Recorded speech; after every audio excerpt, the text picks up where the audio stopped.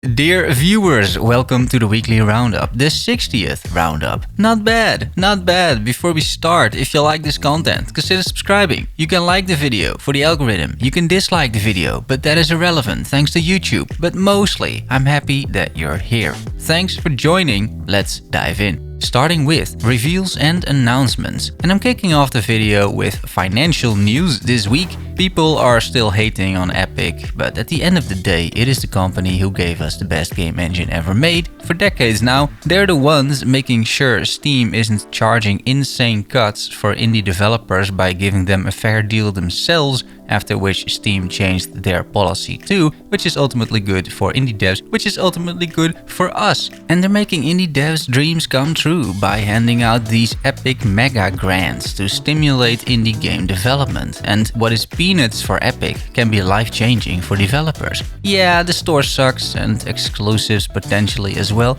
but I feel the positives of this company are sometimes a little bit understated. I have played other games that received a grant like this, for example Bright Memory or Omno, which was in my best games list of last year. It allows these games to be made, or at the very least allows developers additional funds and time to polish the game, something that indie games often lack. And now, Elements announced they received one of those grants too. Elements is a beautiful third-person open-world adventure game about two siblings fulfilling their destiny. Go in search of 8 elemental stones to uncover magic and mystery and restore balance to the elemental world and ours. It reminds me a bit of Gadonia. I've been following this game for a while and I'm happy the devs are getting additional funding and hopefully that results in a great adventure game. It should release this year and you can wishlist it, which helps out the devs if you're interested. There's more funding going on because Sovereign Syndicate received 250,000 Canadian dollars by the Canadian Media Fund to further develop their game.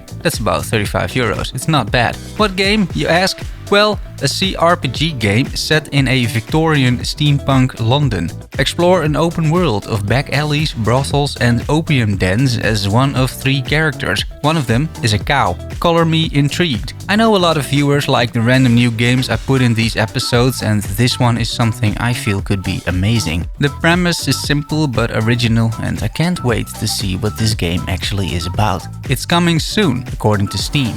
Last Epoch dropped another multiplayer update and this one focuses much more on the UI side of things. I'm not going to spend too much time talking about this honestly because there isn't really anything new said over here. I mean, the UI looks nice, the chat window seems nice and you can link items in multiplayer, which is great. Apart from that, it's a rather long post without too much content or news. There's nothing about timelines, for example, which is the main thing everyone is waiting for. Maybe next month provides some more concrete information. There was a separate, very lengthy post about moderation, which is somewhat interesting, but once again I feel we're waiting for the actual thing now instead of more news regarding the thing. The multiplayer thing, that is. Proceeding with the Patch Plaza, bringing an overview of patch news. The Slormancer released patch 0.3.1, introducing the Mage Academy as a new environment. It won't add anything to the campaign at the moment. This is only a new biome for expeditions. There are 5 new enemies, which should add some variety. And then the big thing, 19 new Slorm Reapers. These can be build-enabling weapons and 19 of them is a lot of new stuff to look forward to. 10 Reapers you get the regular way by closing breaches in the expeditions. 1 you can purchase for pure Slorm from the Mage Olorin. 1 you get from defeating the Temple Keeper boss in the Slorm Temple. And the other 7 you get by evolving other Slorm Reapers. Finally, we are getting a crafting materials tab, which works a bit like the PoE stash tab with affinity.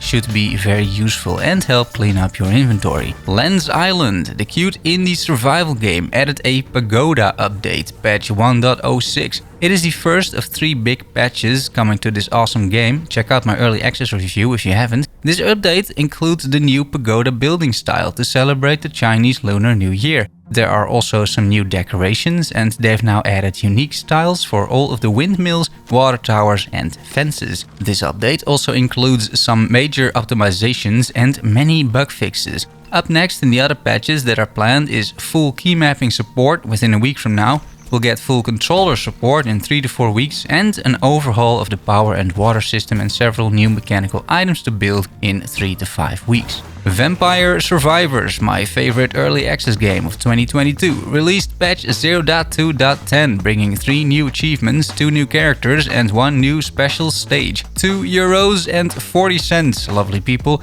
The best €2.40 you will ever spend in your life. You can thank me later after I have increased the cult surrounding this game even further. Even the patch notes of this game are fun to read. I mean, come on, just get this. Solar Purge, the early access twin-stick shooter from Hitscan Games, dropped patch 0.4.3. This action-packed game, that is not unlike Kill Squad or Anvil, added a new level to the campaign, but also something interesting for their holochamber mode. This mode is basically an endless endgame system where you play increasingly more difficult levels, and the devs added boons, augmenting the player with modifiers until you complete the level. These boons have a clear upside and downside, so you'll have some decisions to make. Furthermore, weapons get a bit of aim assistance, there are new weapon manufacturers giving the weapons new modifiers, and the patch brings several other fixes and minor updates. It is a substantial patch, which is great to see. At some point, I'll show you guys 20 minutes of gameplay because the game is pretty fun. It is just a bit light on content for now, but the patch does a fair bit to remedy that. Then, upcoming releases. Of course, today is the release of Path of Exile, Siege of the Atlas, patch 3.17. I'm going to play this a lot. That is all I can say about it for now, really. You may see me making a bit less content perhaps about other games, but overall the weekly roundup should continue and I have one more gameplay slice recorded for you as well. Sifu, a third-person kung fu action game featuring intense hand-to-hand combat, releases February 8th on the Epic Game Store. Sifu is the story of a young kung fu student on a path of revenge, hunting for the murderers of his family. One against all, he has no allies and countless enemies. He has to rely on his unique mastery of kung fu as well as mysterious pendant to prevail and preserve his family's legacy. This game reminds me a lot of Ip Man, the movies with Donnie Yen. So many people are excited about this and it looks so freaking good. Diplomacy is not an option, the game where you're a grumpy king determined to kill the rebellion you caused by mismanaging your empire, releases February 9th. In early access, it's a bit like They Are Billions, I think, but much more on the comical side, with a beautiful low-poly art style. You can set up various defenses against your own population and at some point even throw down meteors against the plebs, because of course you can. Should be a lot of fun, this one. Time for some personal updates. What have I been up to? I just want to provide a small correction here to start with. I said I played Inscryption last week and I mentioned it was a roguelite. I played for around 4 or 5 hours and it sure looked like a roguelite to me, and you could argue the start of the game is a roguelite, but people in the comments assured me it is actually not, and it is just a special game in that sense that takes between 10 to 15 hours to complete. Apparently halfway in the game completely changes. I haven't reached that part yet, however, so there you go. Otherwise, I'm mostly prepared for Path of Exile with the builds I wanted to play and just preparing the league. I find a good preparation to be fun and exciting, and I can't wait to get back into the game, kill some new bosses, have fun with the new mechanics, all of that good stuff. I will be playing solo self-found to not feel the pressure of trade, and you can actually just play and enjoy the game. I'm going with a meta build, explosive arrow ballistas, which I leveled twice now in preparation. I feel I understand the build fairly well and I'm confident I'll have a good league start with it. I may make some small diary videos with my progress, just talking about where I'm at, as well as some first impressions. And that is it. If you have any questions or remarks, put them in the comments below. I hope you enjoyed the video. If you did and you want more like this, consider liking the video or even subscribing. Thanks for watching and making it to the end. Love you all. See you soon. Bye bye.